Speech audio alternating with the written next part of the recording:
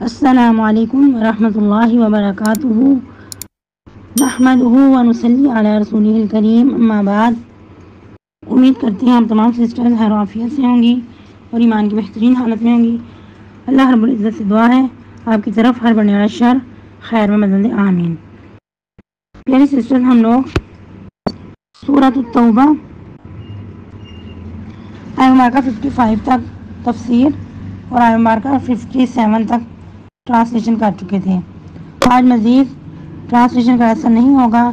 اور تفسیر کا لیسن آیہ مبارکہ 56 سے سٹارٹ کریں گے۔ بہت مختصر لیسن ہوگا اور آپ لوگوں نے چھٹی نہیں کرنی کیونکہ آپ لوگوں کا آج 8ویں پارے کا ٹیسٹ بھی ہے، تو ایسا نہ ہو کہ آپ لوگ اسی میں مگن رہیں اور لیسن سنائیں ہی نہیں۔ اسی کے پیش نظر لیسن بہت مختصر دیا جائے گا، تو چلتے ہیں لیسن کی طرف۔ رب اشرح لی صدری ویسر لی امری واحلل عقدۃ من لسانی یفقہوا قولی۔ اللہم بارک لنا فی اوقاتنا، اللہم فقہنا فی الدین، اللہم انی اسألک الہدی والتقی والعفاف والغنی، اللہم الہمنی رشدی وأعذنی من شر نفسی۔ اعوذ باللہ من الشیطان الرجیم۔ وَيَحْلِفُونَ بِاللَّهِ إِنَّهُمْ لَمِنْكُمْ وَمَا هُمْ مِنْكُمْ وَلَكِنَّهُمْ قَوْمٌ يَفْرَقُونَ۔ تفسیر آیہ مبارکہ 56 سے، جیسا کہ ہم لوگ منافقین کے بارے میں پڑھ رہے ہیں، اللہ سبحانہ و تعالی ان کو چھانٹ چھانٹ کر سامنے لا رہے ہیں، گویا کہ اللہ سبحانہ و تعالی اپنے پیارے حبیب محمد رسول اللہ صلی اللہ علیہ وسلم اور ان کے رفقاء کو تسلی دے رہے ہیں کہ تم لوگ غم نہ کرو، پریشان نہ ہو۔ یہ لوگ جو ستا رہے ہیں، جو تمہیں قدم قدم پہ پریشان کرتے ہیں، تو ان کا برا نہ مانو۔ اور پھر مزید آگاہی دے رہے ہیں کہ تم ان کے مار اولاد پہ تعجب نہ کرو۔ اللہ تعالیٰ نے اگر ان کو دنیا پہ ظاہری اسٹیٹس سے نوازا ہے تو یہ صرف دنیاوی حد تک ہے۔ جب ان کی جانیں نکلیں گی اس وقت بہت یہ برے حال سے دوچار ہوں گے، اور سب سے بڑھ کے بدقسمتی کہ کفر کی حالت میں ہی ان کو موت آئے گی۔ اور پھر مزید ان کے حالات کے بارے میں بتایا جا رہا ہے کہ یہ لوگ ایسے قابل رحم ہیں، ایسا خود کو چھپانا چاہتے ہیں کہ قسمیں کھا کھا کر تمہیں اعتماد میں لینا چاہتے ہیں کہ وہ تمہارے ساتھ ہیں، حالانکہ دل و جان سے وہ تمہارے ساتھ نہیں ہوتے۔ جہاں سے بھی دنیاوی فائدہ حاصل ہوتا ہے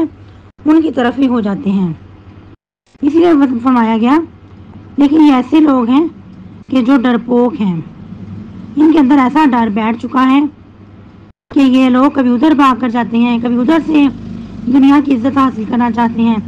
کبھی ادھر سے بھاگ کر ادھر کو آتے ہیں، لیکن سکون نام کی چیز نہیں ہے، کیونکہ ان کا جو مقصد ہے وہی اللہ اور اس کے رسول کی رضا نہیں ہے۔ جب انسان ایک مقصد کو لے کر چلتا ہے، اس کا مشن با مقصد ہوتا ہے، پھر اس کے لیے کوئی پریشانی کی بات نہیں ہوتی۔ اس کے لیے بھی سب سے بڑھ کر اللہ اور اس کے رسول کی محبت ہوتی ہے کہ اللہ سبحانہ و تعالیٰ راضی ہو جائیں اور نبی صلی اللہ علیہ وسلم کی جو سنت ہے، جو شریعت مطہرہ ہے، اس کے مطابق زندگی گزاری جائے۔ چاہے ساری دنیا ایک طرف ہو جائے، لیکن اگر رب کی رضا حاصل ہو گئی تو پھر وارے نیارے ہو جائیں گے۔ اس کے برعکس جب انسان دنیا کو خوش کرنے لگتا ہے تو پھر نہ تو دنیا خوش ہوتی ہے اور نہ ہی رب تعالیٰ ہی خوش ہوتے ہیں۔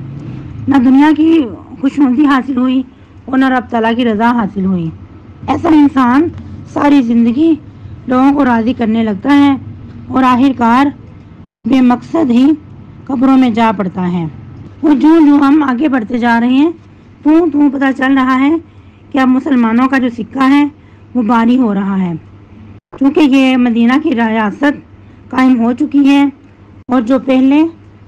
مکی زندگی گزار رہے تھے مسلمان، ظلم و ستم کی چکی میں پس رہے تھے اور سب سے بڑھ کر جوابی کارروائی کی اجازت نہیں تھی، لیکن اب مدینہ چونکہ ایک ریاست قائم ہو چکی ہے اور مسلمانوں کو جوابی کارروائی کی بھی اجازت ہے، تو اس صورت میں بھی اللہ سبحانہ و تعالی منافقین کی، یہود کی نقاب کشی کر رہے ہیں کہ ان کے اندر یہ بھی خرابیاں ہیں، یہ بھی خرابیاں ہیں۔ گویا کہ ایک طرح سے نبی صلی اللہ علیہ وسلم کو آگاہی بھی دی جا رہی ہے اور دوسری طرف ان کی حوصلہ افزائی بھی کی جا رہی ہے۔ جب انسان ایک مشن پہ چلتا ہے اور ساتھ ساتھ اس کی حوصلہ افزائی ہو تو پھر انسان بہتر طریقے سے کام کر پاتا ہے، اپنے مشن میں کامیاب ہوتا ہے۔ تو سبحان اللہ کہ جس کو رب تعالیٰ حوصلہ افزائی کریں، اس میں کامیابی کی نوید سنائیں، تو پھر ایسے انسان کے لیے کیا ہی کامیابی، ایسا انسان پھر رسوائی سے بچ جاتا ہے۔ اس کے برعکس جو منافق شخص ہے، یہ نفاق ایسا برا مرض ہے کہ انسان کو کہیں کا نہیں چھوڑتا، انسان کو اندر سے کھوکھلا کر دیتا ہے۔ نہ دنیا کی نظر میں ایسا انسان کامیاب اور نہ اللہ سبحانہ و تعالیٰ کی نظر میں ایسا انسان کامیاب ہو سکتا ہے۔ اسی لیے ایسے لوگوں کے بارے میں کیا فرمایا؟ ان المنافقین فی الدرک الاسفل من النار، کہ جو دوغلا پالیسی کرنے والے ہیں، جو دو روحیں ہیں، نہ ادھر ان کے ساتھ مخلص نہ ادھر آ کے ان کے ساتھ مخلص، ایسے لوگ سب سے بڑھ کر نقصان دہ ہیں۔ اسی لیے اللہ سبحانہ و تعالیٰ نے اتنی سخت کڑی سزا رکھی ہے۔ اسی لیے ہی ایسے لوگوں کے بارے میں کیا کہا گیا کہ اگرچہ یہ روزہ رکھے، نماز پڑھے، خود کو مسلمان کہے، لیکن جس کے اندر یہ خوبیاں ہوں گی تو وہ پکا منافق ہے۔ ایسا شخص ہمیشہ دوسروں کو دھوکہ دینے میں لگا رہتا ہے، لیکن حقیقت میں ایسا شخص خود ہی دھوکے میں آ رہا ہوتا ہے۔ جو جال اس نے دوسروں کے لیے بچھایا ہوتا ہے، اس جال میں خود ہی پھنس رہا ہوتا ہے۔ اسی لیے اللہ سبحانہ و تعالیٰ فرما رہے ہیں وَيَحْلِفُونَ بِاللَّهِ إِنَّهُمْ لَمِنْكُمْ، وہ قسمیں کھا کھا کر کہتے ہیں کہ بے شک ہم تمہارے ساتھ ہیں، وَمَا هُمْ مِنْكُمْ، اور نہیں ہیں وہ تمہارے ساتھ، وَلَكِنَّهُمْ قَوْمٌ يَفْرَقُونَ، لیکن حقیقت میں یہ لوگ ڈرپوک ہیں۔ ڈر کا ان کا یہ حال ہے لَوْ يَجِدُونَ مَلْجَأً أَوْ مَغَارَاتٍ، اگر یہ کہیں کوئی پناہ کی جگہ پائیں، ان کے ہمیشہ ان کی جستجو رہتی ہے کہ یہ کہیں چھپ جائیں، خود کو کہیں چھپا لیں، کوئی ان کو ایسی پناہ کی جگہ مل جائے جہاں یہ خود کو چھپا لیں، دوسروں کے سامنے ان کو چہرہ نہ دکھانا پڑے۔ مزید یہ کہ ان کو اس سے کوئی فرق نہیں پڑتا کہ جو چھپنے کی جگہ ہے وہ کوئی تہخانہ ہے، کوئی غار ہے، کیونکہ غار جو ہوتی ہے وہ بہت تنگ جگہ ہوتی ہے، یا اس کے علاوہ کوئی اور داخل ہونے کی جگہ، یہ بس خود کو کہیں چھپانا چاہتے ہیں۔ اگر کوئی بھی ایسی تنگ جگہ یا کوئی چھپنے کی جگہ ان کو مل جائے، کوئی پناہ گاہ مل جائے تو وہاں جا کے چھپ جائیں، بھاگ کر وہاں چلے جائیں رسیاں توڑاتے ہوئے، ان کے سر پر ایسا بھاگیں جیسے ہمارے معاشرے میں عموماً کہا جاتا ہے کہ سر پر بازو رکھ کر دوڑنا، تو اس حالت میں یہ وہاں سے بھاگ جائیں کہ دوسروں کو یہ فیس نہیں کرنا چاہتے، رسیاں توڑاتے ہوئے اس پناہ گاہ میں پناہ لے لیں، خود کو چھپا لیں اور ایک دوسرے سے بڑھ کر یہ آگے بڑھنے کی کوشش میں لگ جائیں۔ ان لوگوں کو مدینہ میں رہنا بہت مشکل ہو رہا تھا، کیونکہ مدینہ کی ریاست قائم ہو چکی تھی اور مسلمانوں کی طرف سے بھی کچھ سخت اصول تھے، جیسے قرآن نازل ہو رہا تھا، دین مکمل ہو رہا تھا، اور ان کو وقت پہ مسلمانوں کے ساتھ رہ کر پابندیاں سہنی پڑ رہی تھیں، جیسا کہ نماز 5 وقت حاضری دینا پڑتی، صدقہ خیرات کرنا پڑتا، تو یہ گویا کہ ان چیزوں کو یہ تاوان سمجھتے تھے، جبکہ مسلمان جو ہے وہ ان چیزوں کو خوشی سے کرتا ہے، ہر کام نیکی میں بڑھ چڑھ کر حصہ لیتا ہے، لیکن ان لوگوں کے لیے یہ دین کے کام بہت ہی زیادہ مشکل ہو رہے تھے، تو اس لیے چاہتے تھے کہ یہ کہیں اپنے آپ کو چھپا لیں، یہ پابندیوں کو سہنی نہ پڑیں، اور سب سے بڑھ کر ان کا نفاق دن بدن مسلمانوں کے سامنے ظاہر ہو رہا تھا، کیونکہ کوئی نہ کوئی ایسی بات کر جاتے تو اللہ سبحانہ و تعالیٰ بذریعہ وحی اپنے نبی صلی اللہ علیہ وسلم کو اس بارے میں آگاہ کر دیتے، تو پھر ان کی خوب بے عزتی ہوتی، جیسا کہ عبداللہ بن ابی جو کہ سب سے بڑھ کر سرغنہ تھا، سردار تھا، تو وہ ایسی بات کر جاتا، جب اس کو کہا جاتا کہ تم نے ایسے کہا ہے تو وہ بالکل اس بات سے مکر جاتا، انکار کر دیتا کہ میں نے تو ایسے کہا ہی نہیں تھا، یا پھر کہتا واللہ میں تو